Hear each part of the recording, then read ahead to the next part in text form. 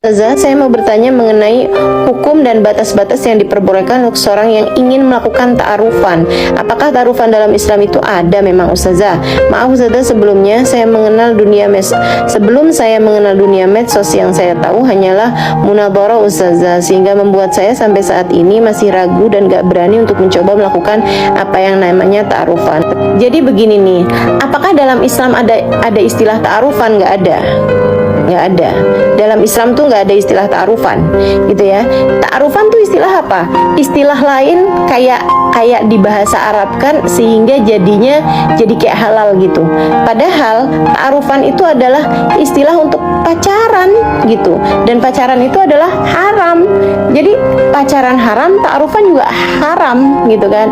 Orang-orang sekarang itu suka memakaikan istilah-istilah yang kesannya syar'i, sehingga kemudian jadi melunturkan hukum dari perkara tersebut. Dan ini perkara yang sangat jelek sih ini ya. Jangan sampai kita masuk dalam hal yang seperti ini gitu.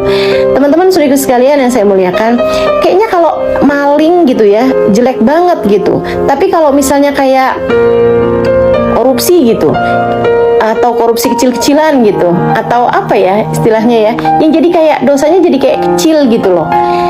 Ini yang kita mesti tetapkan nih dosa-dosa nih pada posisinya gitu kan. Kayak misalnya zina gitu kan, itu kayak fadih banget kan, kayak jelek banget gitu, dia adalah seorang pezina gitu ya.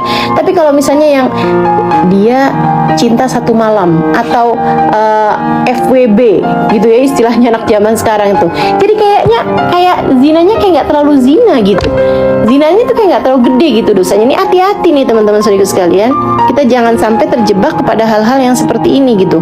Kalau dosa aja, jadi nggak usah kamu pakaiin istilah-istilah yang bikin jadi kayak nggak dosa gitu kan.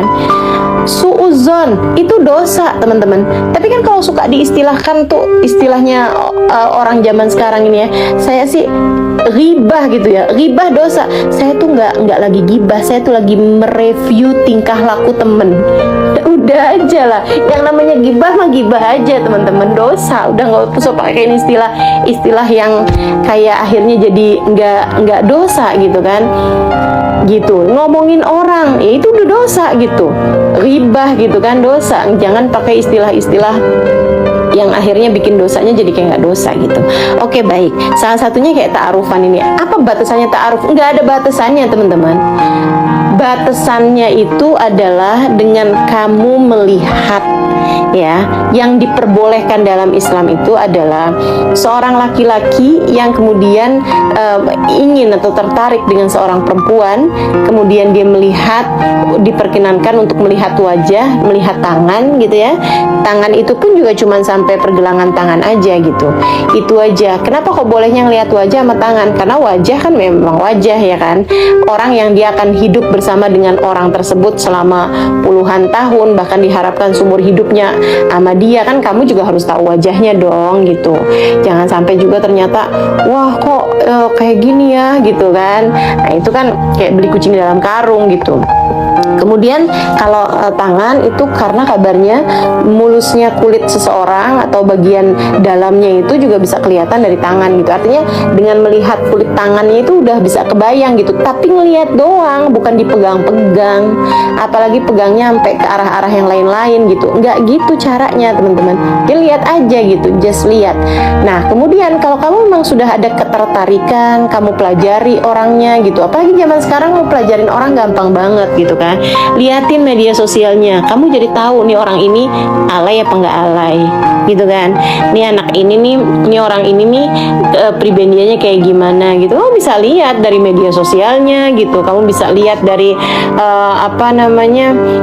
atau dari bertanya kepada orang-orang yang ada di sekelilingnya gitu. Teman kamu sih itu gimana sih orangnya, atau kamu nanya sama adik kamu gitu kan, adik kamu perempuan sekelas sama dia gitu. Kamu ada banyak lah cara-cara untuk cari tahu tentang orang tersebut gitu. Kalau kamu sudah benar-benar tertarik sama si orang tersebut, istikharah istikharah gitu ya, atau kamu minta dulu sama si perempuan tersebut dengan kamu datengin bapaknya.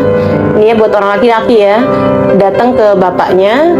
Jadi kalau kamu sebagai perempuan nih, ada orang laki-laki yang bilang misalnya yang kita pacaran yuk, kita jadian yuk, bilang sama dia gitu, maaf deh, saya udah kebanyakan bikin salah nih dalam hidup, saya nggak mau juga urusan pernikahan saya ini menjadi sesuatu yang salah di depannya gitu.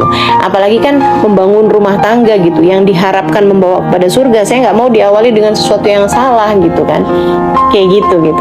Jadinya kalau kamu memang tertarik pengen deketin saya, silahkan lamar saya kepada orang tua saya, gituin teman-teman.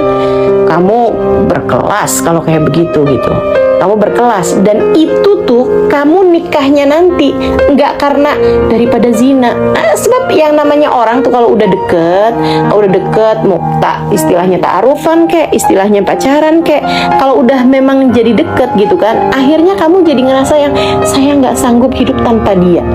Kamu terus tuh ya, karena yang namanya jatuh cinta itu teman-teman, itu kayak bocoran dalam sebuah bendungan gitu kan. Mulanya tuh setipis jarum bocornya, kemudian tuh lama-lama jadi besar sampai kemudian jadi rusak satu bendungan semuanya, hanya karena diawali dengan satu jarum yang terbuka itu gitu. Demikian pula dengan kamu jatuh cinta, kamu melakukan perbuatan yang kayak rasa jatuh cinta tuh selalu diawali dengan satu jarum itu gitu, selah dalam satu jarum tersebut. Teman-teman saudara sekalian, awalnya kamu kayak yang ya kan ta'aruf aja, siapa tahu aja gitu kan, siapa tahu hati kita klik ini apa segala macam gitu. Akhirnya kemudian jadi dekat sampai kemudian akhirnya saya nggak sanggup nikah nggak sama dia gitu, saya maunya sama dia. Jadinya akhirnya kamu nikahnya itu biar nggak zina. Dan itu tuh hal yang ngerusak hubungan rumah tangga tuh banyaknya kayak gitu. Karena kalau kamu udah pacaran, kamu udah jatuh cinta, kamu udah cinta banget sama dia, teman-teman saudariku sekalian, kamu tidak lagi mampu berpikir logik ya, kamu tidak mampu lagi berpikir logik. Nah itu jadi udah ikut aja kayak begitu. Nah kamu sesudah mendapatkan izin dari orang tuanya, beristikharah, kamu datang ke rumah orang tuanya, istikharah, sama-sama istikharah. Kalau hasilnya bagus, bismillah, kamu jalankan, cepetin aja lamaran dan lain sebagainya sampai terjadi pernikahan. Kalau memang tidak seperti itu, selesaikan, cukup sampai di situ aja gitu kan, cari yang lain karena memang itu bukan jodohmu. Seperti itu. Insya Allah mudah-mudahan bermanfaat, kurang lebihnya mohon maaf.